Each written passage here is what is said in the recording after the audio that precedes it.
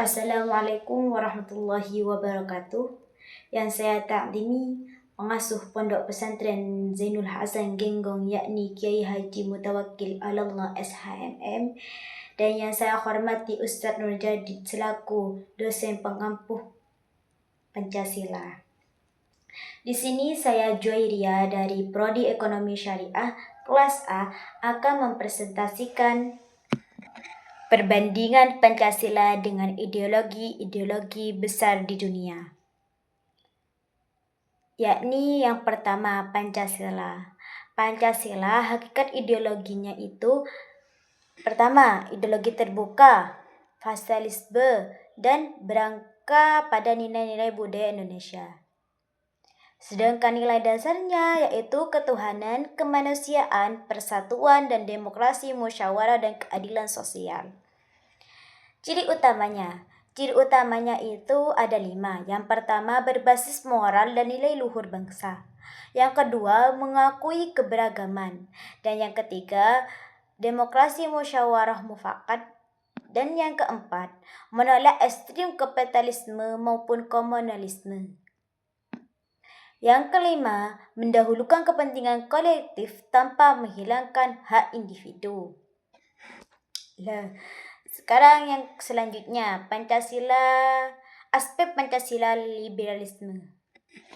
Aspek Pancasila liberalisme itu yaitu pandangan terhadap individu.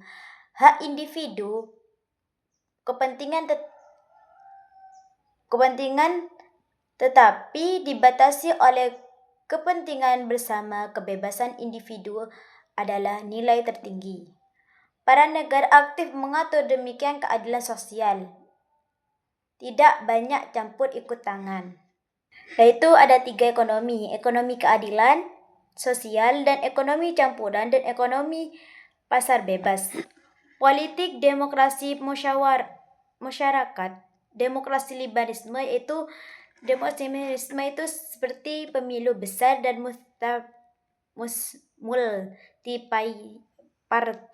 multipartai. Intinya perbedaannya itu, Pancasila lebih menyeimbangkan antara kebebasan individu dan kepentingan kolektif. Sedangkan liberalisme sangat menekankan kebebasan individu. Yaitu yang selanjutnya aspek Pancasila sosialisme. Tujuan keadilan berlandaskan nilai ketuhanan dan moral, pemerataan ekonomi, dan menghapus kelas.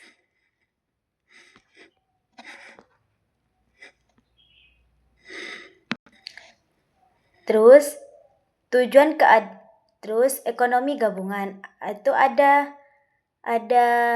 sektor negara, koperasi, dan siswa kepemilikan kolektif atau negara atas alam produksi. Kebebasan mengakui kebebasan individu dan kolaborator moral, kebebasan individu dan cenderung dibatasi demi kolektif. Terus nilai struktural, nilai agama sama kepentingan nilai struktural tidak menjadi landasan utama. Intinya, Pancasila itu tidak menolak kepemilikan pribadi dan tetap menempatkan agama sebagai nilai utama. Sosialisme lebih menitik berat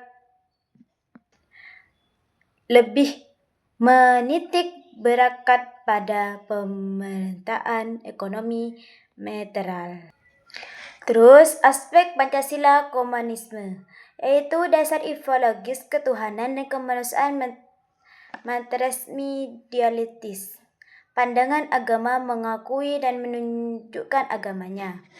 Terus intinya itu Pancasila sangat bertentangan dengan komunisme, terutama pada aspek ketuhanan kebebasan agama.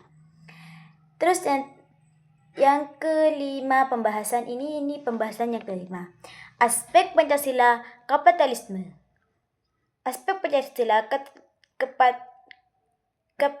kapitalisme fokus utamanya keadilan sosial dan keseimbangan. Voting, kebebasan pasar. Distribusi kekayaan negara hadir untuk meratakan kesejahteraan dianggap wajar. Para negara mengatur agar adilnya minimalkan regulasi.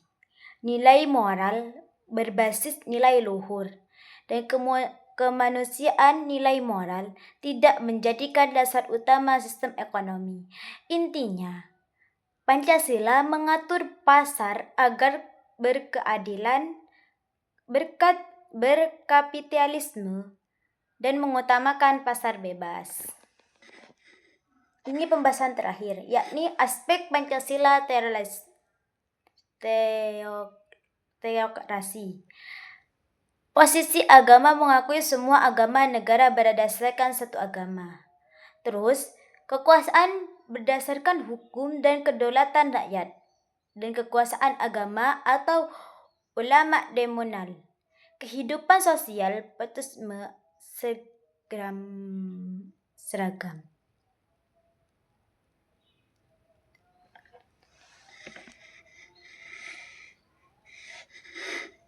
Terus,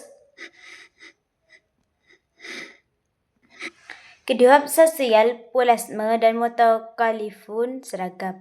Perbedaan keyakinan dilindungi, tidak diutamakan oleh dibatasi. Intinya perbedaannya, Pancasila menjamin kebebasan beragam tanpa menjadikan satu agama sebagai dasar negara. Demikian presentasi saya.